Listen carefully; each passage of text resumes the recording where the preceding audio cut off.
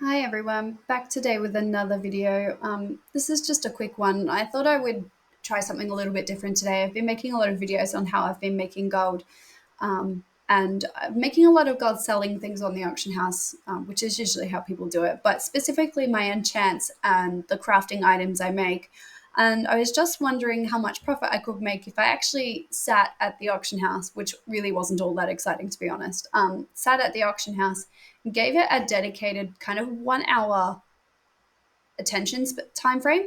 So what I did was in two lots. I did it in two 30-minute lots. I just sat at the auction house for 30 minutes, and every time my enchants or my crafted items were undercut, I cancelled them and relisted them, which took a lot of effort. It wasn't the most entertaining thing. Running backwards and forwards from the mailbox wasn't all that thrilling either. But that's just basically what I did. I'm using Auctionator here, and I'm just running the undercut scan every couple of minutes and relisting my things as they sell or as they're undercut. And I did that, like I said, for about an hour. And I just thought I'd see if it increased my profits at all. If putting in that dedicated time and effort for relisting for that kind of time frame made any difference. So the first thing you've probably noticed is there is a lot of competition being first in the line for those enchants. So the enchants that make profit change from day to day, and you've probably seen that in my other videos. For some reason, they rotate. I don't know why. But the enchants that are making the most profit on any given day, they're very hard. The competition is very hard to stay as the first person in the line. And when you've got some of those bigger, more expensive enchants like the Oathsworn or the Radiance, they're bigger ticket items and they don't get buyers as frequently as things like the rings. So you really want to be first because it's not like somebody is going to buy 50 of them all at once and reach back to yours. Sorry, that's my child. It's always when you think you would get this kind of recording in without an interruption is when that happens. So I don't know how well you can hear him. He's calling out because his book pile is finished. So what I did was I was relisting these things. I was finding it hard keeping to be the first person, but I was finding that this way a lot of my enchants were selling. And pretty quickly, like I said, it was taking a dedicated effort, but it was going a lot faster. I sold probably two or three times the amount of enchants I would normally sell on any given day, and more of the big ticket items, which is the Oathsworn and the Radiance. Like I said before, like they did really well, but I probably made the most gold off those ring enchants, the Glimmering Mastery and the Glimmering Haste, which I'm only making about 24 gold per sale at a time, but they just sell so fast. Like you can list five and they sell like in moments.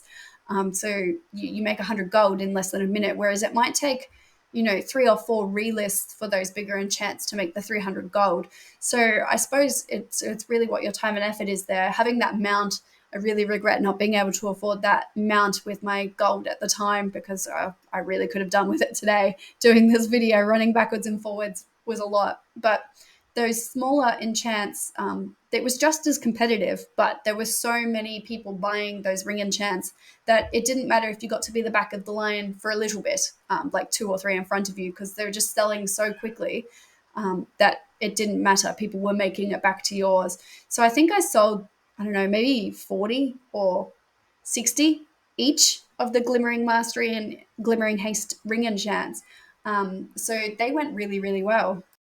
What I found worked best in terms of reducing the deposit, because you are cancelling some of these pretty much as fast as you're putting them on.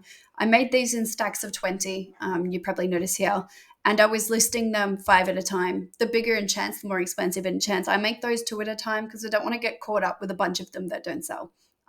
So I make two of those at a time and rotate them. When one gets undercut, I list the one I've got in my bag, and then I go back and cancel the undercut one. So I have one on the auction house at all times, or I try to. So I found that that was working really well for keeping something on the auction house, but also for any sales that sometimes bigger sales do come through and they do bring you right back up to your older listing. So I was finding being able to rotate that. It also reduced how often I had to run to the mailbox. If I've got a stack of 20, it gives me four listings before I have to go back to the mailbox and pick them up.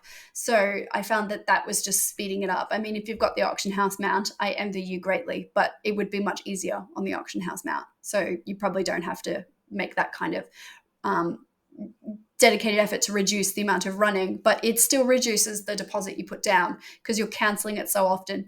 You don't want to be, like I said, I make about 20 gold profit on each of these enchants, but I'm not making 20 gold profit if I've cancelled it 7 or 8 times and I've lost 7 gold deposit every time. So be careful with how much you're listing at a time and what that deposit is versus your profit. I didn't log on as much as I normally would today.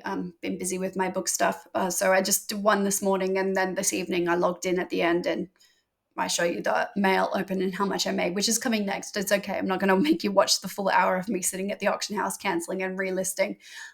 So if you've got any suggestions for other videos, we're getting towards the end of the season, and gold making opportunities are really starting to be narrowed down to the ones that are consistently working, and I've showed you all of those.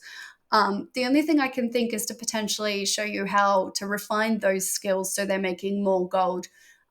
But as a casual gamer, listing things on the auction house like this, I didn't find it enjoyable. Some people might. Like, if you really enjoy like stock market trading or something, this might be for you in terms of gold making. But I found that I didn't enjoy it. It was good in the sense of being able to sit here and have a conversation or a coffee or listening to an audiobook at the same time, doing something else. If you're one of those people who can divide your attention like that, it's a good way to make gold in a low effort sort of way. Like, it doesn't take a lot of thinking or concentration.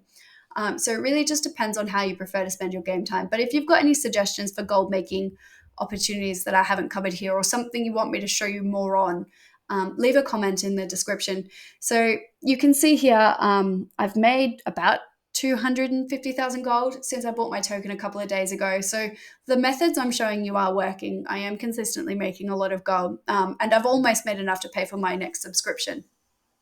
So I'm not too concerned, but I am worried that the entertainment value of these videos may be waning. So let me know if you've got any suggestions about anything I could do that's a little more entertaining. So we're going to go to the mail open now, and the mail open is just for auction house listings. So this is only crafted items that's sold. This isn't anything else. There are no pets in here. There are no drops. There are no.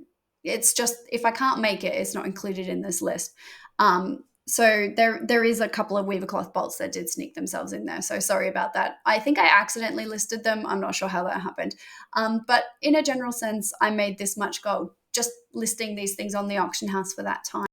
So for that 1 hour, I made a little over 30,000 gold, which is a pretty effective gold farm in terms of, like, not all of that is profit because I was still using materials, but they're so cheap at the moment that it might as well be profit. And it was really easy. Like, it wasn't the most entertaining thing, but it was really quite passive in the sense of you can do something else. You can watch telly or you could listen to an audiobook at the same time. And it's pretty easy to divide your attention across the two things. So it really depends on what your style of gold making is. So if you find this kind of thing enjoyable, definitely go do it.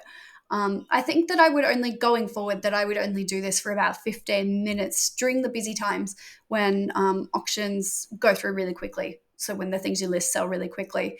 And I would say that's probably in the morning and the evening. There's like a peak in the morning around 8 and then in the evening around 5. So that's probably what I'll do going forward. I don't think I'll put a dedicated hour block into doing this again. I mean, obviously it's a pretty easy way to make gold. And if you've got your crafting up and you enjoy this, it's definitely the way to go, especially at the moment with materials being so low. I'm stockpiling some materials, and I definitely think you should consider that too, because I really do anticipate these things will become more expensive when season 2 drops. So I'm off to go FOMO the rest of my Delver mount. Hopefully you found this video interesting or enjoyable or helpful. If you did, give it a like and clicky on that subscribe button. It's free for you and super helpful for me. And as always, remember, girls don't play WoW.